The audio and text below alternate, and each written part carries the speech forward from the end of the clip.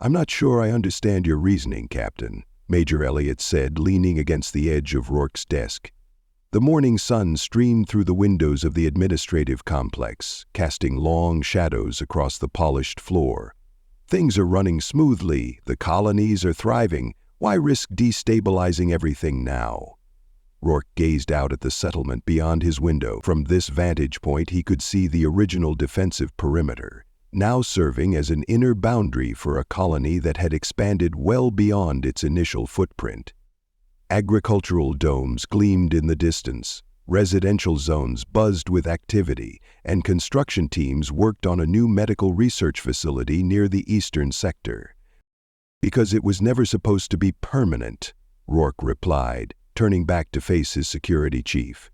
"The Intercolonial Council appointed me as an emergency measure after the Way situation stabilized. That was nearly 4 months ago. It's time the people choose their own leadership." "They already have," Elliot countered, "by accepting your appointment, by following your directives, by building this," he gestured toward the window, "under your guidance. That's not the same as democratic selection, and you know it." Rourke's tone was firm but not harsh. "We didn't come all this way to establish another autocracy, no matter how benevolent." Dr. Karras, who had been silently observing from a chair in the corner, finally spoke. "I understand your principle, Captain, but Elliot's concern has merit. The colonies are still integrating. Earth communications are just settling into a reliable pattern. The Western Continent expedition leaves tomorrow. This timing seems precipitous." Rourke had expected resistance, even from his most trusted advisors. They had weathered crisis after crisis together, and had finally achieved something resembling stability. But that very stability was his justification. "The timing is precisely why it needs to happen now," he explained. "We're not in crisis anymore. That means we don't need emergency leadership. We need elected representation. What better demonstration of our recovery than showing we can conduct a proper democratic process?" "Earth Command might interpret this as rejection of their authority," Elliot suggested, though his tone suggested he was playing devil's advocate rather than expressing genuine concern. "Earth Command has explicitly stated that colonial governance is our domain," Rourke reminded him. "Their last 3 communications have included variations on, 'We trust your judgment in establishing appropriate leadership structures.' They're giving us space to determine our own path."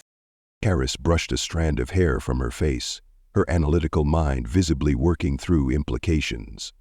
"An election would require candidates. Have you identified potential leaders who would stand?" "Several have already expressed interest. Councillor Davidson from Hope's Calling has significant support, particularly among the scientific community.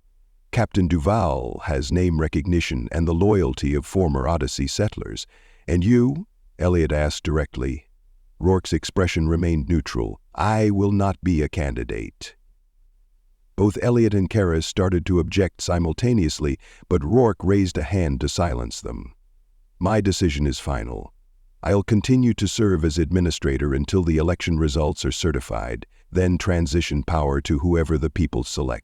After that, I'll return to regular service, perhaps focusing on exploration or security." "The people won't accept that," Elliot said bluntly. "They won't have a choice," Rourke replied. "Democracy means accepting the outcome of legitimate processes, even when they don't align with personal preferences." Karras studied him thoughtfully. "What's the real reason, Elias?" "This isn't just about democratic principles." Rourke hesitated, then decided his longtime colleagues deserved honesty. "I've made hard decisions, necessary ones, I believe, but they've come with costs. 27 dead in the conflict with Way. 3 executions that I effectively advocated for, based on incomplete information. If we're truly building something new here, something better, then we need leadership untainted by those choices." "That's absurd," Elliot responded immediately. "Way and his people conspired to maintain power through deception. The fact that Earth survived doesn't change their crime." "I agree," Karras added, surprising Rourke with her vehemence. "Your decisions were justified by the evidence available. No reasonable person would conclude otherwise."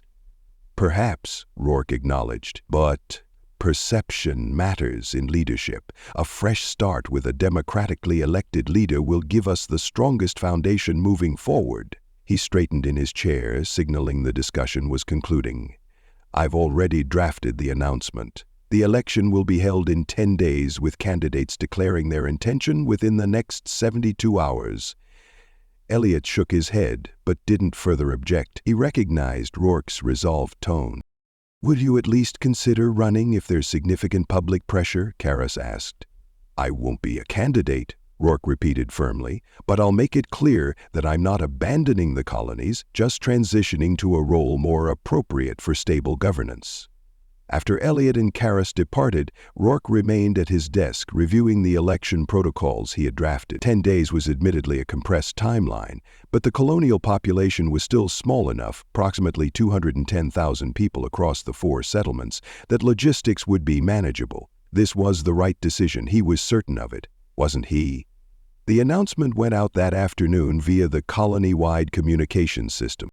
Citizens of the colonial settlements, this is Administrator Rourke. As you know, I have served as planetary administrator by appointment of the Intercolonial Council since the resolution of the Way conflict. This appointment was meant to be temporary, a stabilizing measure during a period of uncertainty.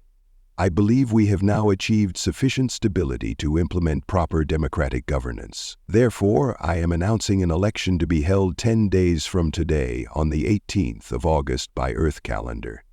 The elected individual will serve as colonial representative for a term of 2 years, with responsibilities and limitations as outlined in the colonial charter. All qualified candidates must declare their intention to stand within the next 72 hours. Qualification requirements and election procedures will be available at all colonial administrative centers by 1800 hours today. I wish to make it clear that I will not be a candidate in this election. Upon certification of results, I will relinquish administrative authority to the elected representative and return to regular service within our community. This is a significant milestone in our development as a society. I encourage all citizens to participate fully in this democratic process. Together we will determine the leadership that will guide us into the next phase of colonial development. The response was immediate and overwhelmingly negative. Communication channels flooded with messages of protest. Small gatherings formed in community spaces across all 4 settlements, with people expressing disbelief and disappointment. By evening, a delegation had arrived at the administrative complex, led by Captain Duvall and including representatives from each colony. The people want you to reconsider, Duvall said without preamble, once they were seated in the conference room. This delegation represents a cross-section of all settlements, and the message is unanimous. I appreciate the sentiment, Rourke replied, but my decision stands. The colonies need elected leadership, not appointed authority.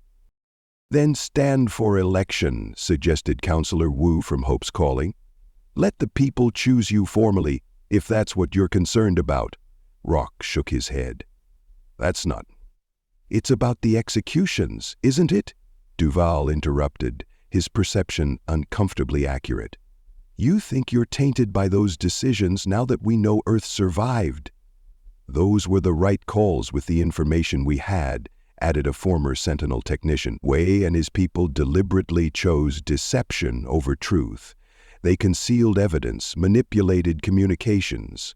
The discovery that Earth survived doesn't exonerate them. Rourke listened to their arguments with outward patience, but his resolve remained firm. By the time the delegation departed, it was clear they hadn't changed his mind. The election would proceed as announced, without his name on the ballot. Over the next 3 days, candidates declared their intentions. Director Phillips, as expected, Councillor Yates, a prominent engineer from Vanguard named Harrison, a former Odyssey officer named Masters, several others from various settlements with varying levels of support, but not Captain Duvall, who publicly stated he would not run against Rourke's wishes, though he disagreed with the decision. Election preparations moved forward efficiently. Voting protocols were established, polling locations designated, verification procedures implemented. The candidates began their campaigns presenting platforms and visions for colonial development. For his part, Rourke maintained a careful neutrality, refusing to endorse any candidate or comment on campaign positions. He focused instead on ensuring a fair, transparent process that would lead to legitimate results, regardless of outcome. The expeditionary team departed for the Western continent as scheduled, with Major Elliott personally leading the security detail. Before leaving, he made one final attempt to persuade Rourke to reconsider. "It's not too late," he argued. "A write-in campaign is already organizing. Wouldn't it be better to acknowledge reality and participate properly?" "The point of democracy is that leadership isn't predetermined," Rourke countered. "The people will choose whoever they believe is best suited for the role. And if they choose you anyway?" "They won't," Rourke said with more certainty than he felt, "not with qualified candidates actively campaigning." Elliott had departed unconvinced, leaving Rourke to wonder if he was being stubborn rather than principled. But it was too late to reverse course now. The election machinery was in motion. The campaigns intensified over the next week. Public forums were held in each settlement, allowing citizens to question candidates directly. Policy positions emerged and evolved. Alliances formed between some candidates, rivalries between others. The democratic process that Rourke had envisioned unfolded with surprising enthusiasm across all 4 colonies. And then, almost too quickly, Election Day arrived. Rourke spent the day visiting polling stations across the settlements, observing the process without interfering. The turnout was impressive. Preliminary reports suggested over 90% participation. By evening, as the polls closed, a sense of accomplishment had replaced his earlier uncertainty. This was democracy in action, regardless of the outcome. The counting began immediately. With modern technology, results should have been available within hours, but an unexpected complication emerged: an unprecedented number of write-in votes requiring manual verification. The election committee worked through the night while citizens gathered in public spaces, awaiting the announcement. Rourke remained in his office, reviewing reports from the Western expedition to distract himself from the counting process. When his communication panel chimed shortly after dawn, he was surprised to see it was Dr. Karras. "The results are in," she said, her expression unreadable. "The committee requests your presence for the announcement." "I'll be right there," he replied, straightening his uniform jacket. The main hall of the administrative complex was filled to capacity when Rourke arrived. Citizens from all settlements had crowded in, with many more watching via communication feeds. The colony's population now exceeded 210,000 people, and interest in this first democratic process was nearly universal. The election committee representatives from each colony, plus neutral observers, stood on a small platform at the front. As Rourke entered, a strange hush fell over the assembled crowd. Hundreds of eyes turned toward him, expressions ranging from amused to expectant. He made his way to the front, nodding acknowledgments but maintaining the neutral demeanor he had cultivated throughout the process. The committee chairperson, an elderly educator from New Dawn, stepped forward with a data tablet. "Administrator Rourke, we are prepared to announce the certified results of our first colonial election." "Proceed," Rourke replied formally. The chairperson cleared her throat. After tallying all valid ballots, including an unprecedented number of write-in votes, the results are as follows. With 89% of total votes cast, the elected position of colonial representative goes to... She paused, glancing at Rourke with a mixture of amusement and respect. "Captain Elias Rourke." The hall erupted in cheers and applause.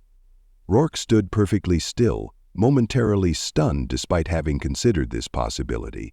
The chairperson waited for the noise to subside before continuing. "However, there is a significant addendum.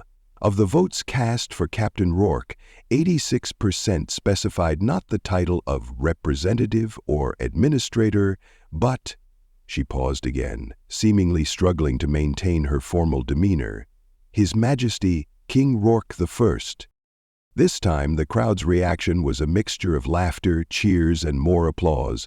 Someone in the back shouted, "Long live the king," which was met with enthusiastic echoes rather than just good-natured laughter. Rourke couldn't help himself. After months of crisis, difficult decisions, and weighty responsibilities, the absurdity of the moment broke through his carefully maintained composure. He laughed, a genuine, unrestrained laugh that seemed to release months of accumulated tension. When he finally regained his composure, he addressed the crowd with a wry smile. "I appreciate the sentiment, but I must decline the royal title. There will be no monarchy on this world, not even a well-intentioned one." From the front row, Captain Duval stood. "With respect, sir, didn't you just tell us all that democracy means accepting the outcome of legitimate processes even when they don't align with personal preferences?" The crowd murmured in agreement. Someone called out, "You pledge to honor the people's choice, in whatever form it takes," added another voice, quoting Rourke's own words back to him. Rourke found himself suddenly cornered by his own principles. He had indeed emphasized the importance of accepting democratic outcomes, had pledged to honor the people's choice regardless of his personal feelings. "I don't think anyone is suggesting an actual monarchy with absolute power," Karras offered, stepping forward. "Perhaps more of a symbolic title, with actual governance still bound by the colonial charter?" "A constitutional monarchy," someone in the crowd suggested. "With the council serving as parliament," added another. Rourke looked out at the assembled citizens, people who had weathered incredible challenges alongside him, who had fought and built and grieved and celebrated on this new world. People who, despite having qualified candidates actively campaigning, had chosen him by an overwhelming majority. "If that is truly the will of the people," he said finally, looking around at the expectant faces, "then I will serve, in whatever capacity you have chosen." The qualification was subtle, but it was enough. The hall erupted in the loudest celebration yet. Cheers of "Long live the King" echoed throughout the complex and soon spread across all communication channels to the other settlements. As the celebration continued around him, Rourke caught sight of Karras at the edge of the crowd. She raised an eyebrow in a clear "I told you so" expression. He responded with a slight shrug of acknowledgement. Major Elliot, having returned just in time for the announcement, pushed through the crowd to reach him. "Congratulations, Your Majesty," he said with a grin that suggested he was enjoying this far too much. "Don't start," Rourke warned, though without real heat.